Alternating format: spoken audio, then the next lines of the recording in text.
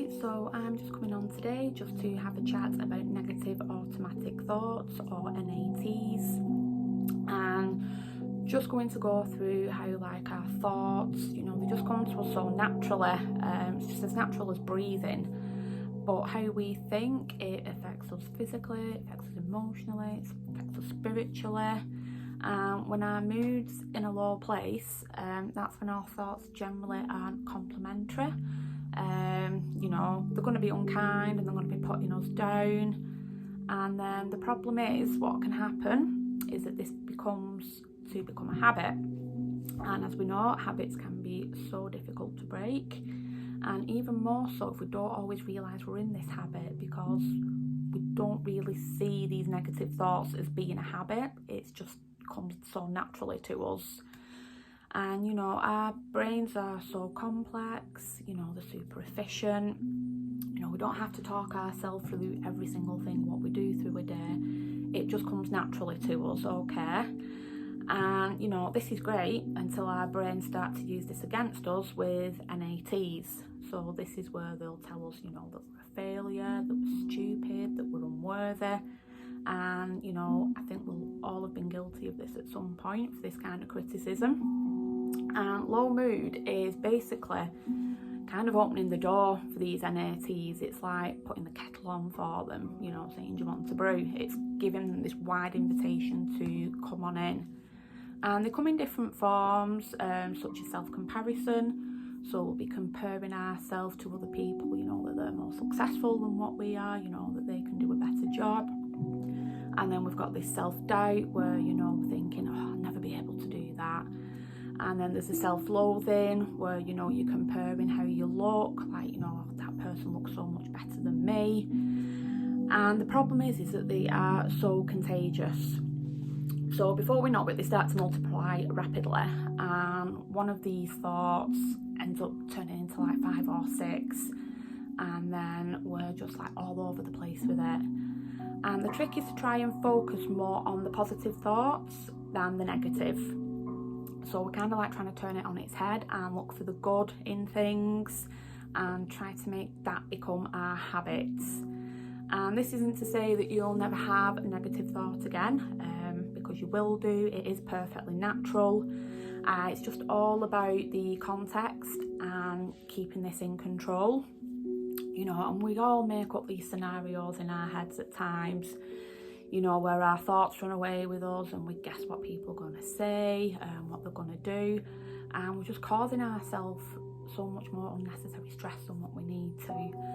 And it's kind of like a form of self-protection, which is great. You're trying to look after yourself, but then what happens is it gets to a point where it ends up becoming more harmful and you just end up hurting yourself, okay? And small changes can make such a big difference. I'm a big fan of gratitude jars or, journaling, having a gratitude journal. And it's just focusing on a positive thing. You can do this daily or weekly. That's entirely up to you.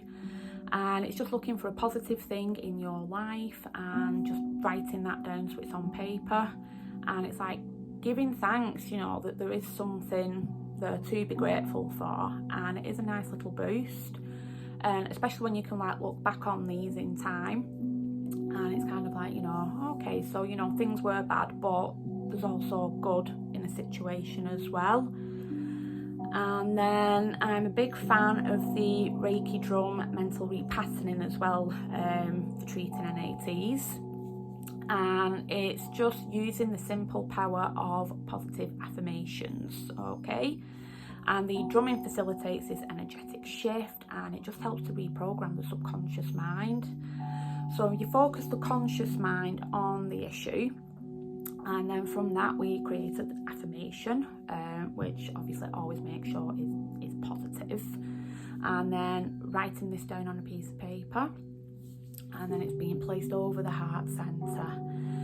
And when then we're repeatedly drumming just over the body, it really just helps to reach the subconscious mind with those drum beats when you're focusing on that affirmation.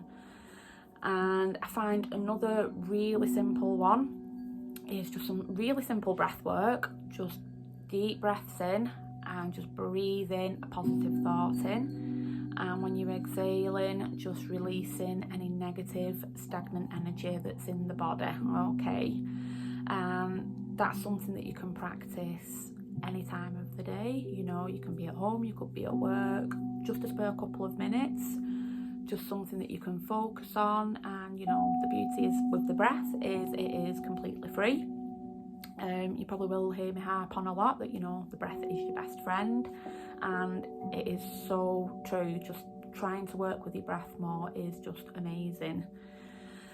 And I'm just going to touch on lightly as well, you know, low mood can be brought on by different things. You know, the way that we live our lives now, you know, everything's on social media, you know, we're comparing ourselves to so much more people. And yeah, that is, you know, we can like easily work with that. If low mood's brought on by grief, then, you know, that's kind of a whole different ball game.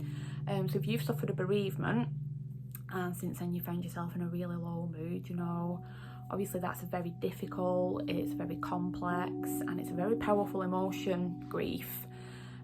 So obviously please still feel free to try any little tips, you know, working with your breath, you know, trying some meditation, just listening to some, you know, meditative music. But please be aware that if you're suffering with bereavement or you're working through grief, then, you know, it might be that you need to also have counselling alongside any holistic well-being. So yeah, obviously assess what feels right for you. The thing is with holistic wellness, you know, things like Reiki, you know, Reiki drums, sound healing, the MBIR, what I offer, which offers tapping, you know, these are all brilliant methods for working with NATs. But I would also just recommend that if you are really struggling, then, you know, counselling might be something that you need to look at for exploring as an option as well. Okay, so if you do have any further questions, you'd like any more information, or you feel drawn that you'd like to work with me, then please feel free to get in touch. I'm always happy to tailor any kind of program specific to your needs. I'm such a big fan of using holistic therapies as a way of, you know, overcoming any problems with our mental health.